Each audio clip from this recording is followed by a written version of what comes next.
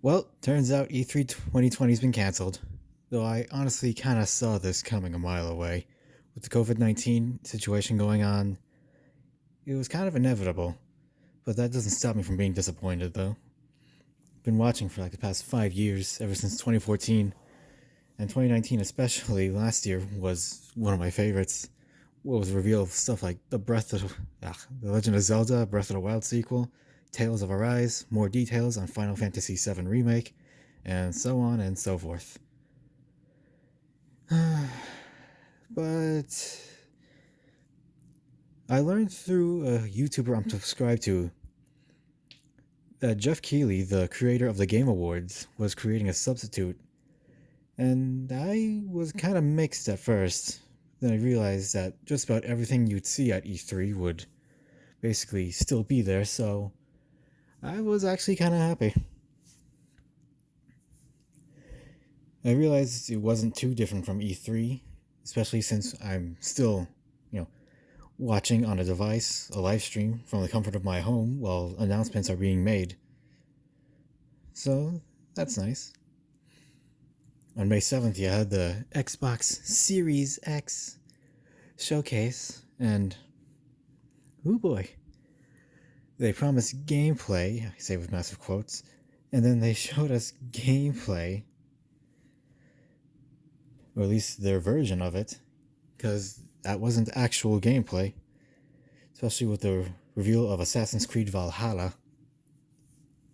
It was just in-engine cinematics that was made specifically for that press conference.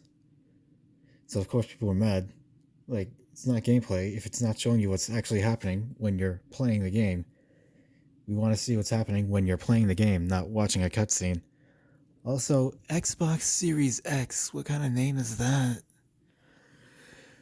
Like, we got the Xbox 360, the Xbox One, and now the Xbox Series X. Coming off the Xbox One X, an enhanced version of the Xbox One, which is the third console. So why don't they call that the Xbox 3 or something? Like, all they had to do was just take off the X. Xbox Series would have still worked just fine. Don't lump it in with the Xbox One X even by accident by having the word or the letter X at the end of it. I know X sounds cool, but you already did it. Do you really have to do it again? It's kind of redundant. You can't be a one-trick pony, Microsoft. That's why you fell behind this generation. You better step it up. Honestly, I would have been okay if they just kept the name Xbox Scarlet, because that was the code name before they revealed it. Then 5 days later, on May 12th, we actually got a pleasant surprise. A remake of Tony Hawk Pro Skater 1 and 2, which is basically a sport game. Yeah, I was taken back. I didn't actually play Tony Hawk Pro Skater, but there was this BMX game on the Wii me and my brothers played back when it came out. Haven't really touched it much since then, though. Regardless, I felt really nostalgic. And I was surprised to see Tony Hawk himself approached Activision, the ones who own the rights, and pitched the idea for the 20th anniversary of the series. This man's all about making money, but he also seems to be passionate about what his name's attached to. Gotta keep that brand fresh. uh, so of course you got Vicarious Visions making it. They've done pretty much everything for Activision the past couple of years that's not Call of Duty, so I'm sure it'll turn out fine. Though I did notice at the end of the reveal trailer, it was on PS4 and Xbox One. Why not the PlayStation 5 and Xbox Series X? Still can't get over that terrible name. I've noticed it's also not on the Nintendo Switch. That's a current gen console, so why not? Also, the Epic Game Store exclusive. Oh boy. I'm sure a lot of people are upset.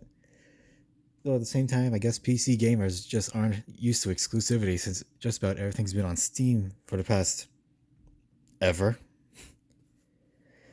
Though after that, I thought everything would be wrapped up for May.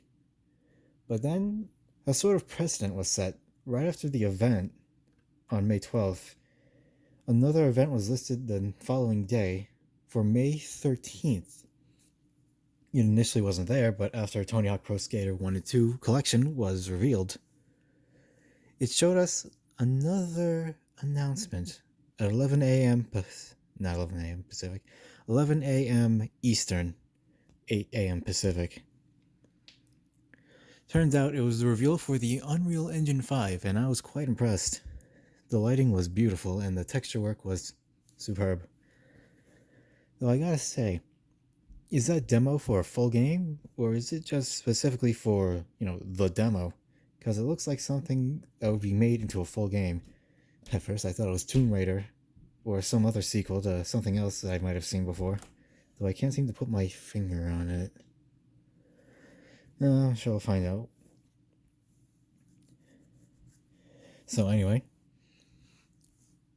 what surprised me the most was Jeff Keighley listening to feedback as it comes along, or as throughout the 4 months, because Summer Game Fest is going to go into August. Also learning he was basically a one-man army, as he put it, editing and putting together the events. I think he'd be working with other people, considering how ambitious of a project this is. I'm pretty sure he'll get more people on board as time goes on, but who knows.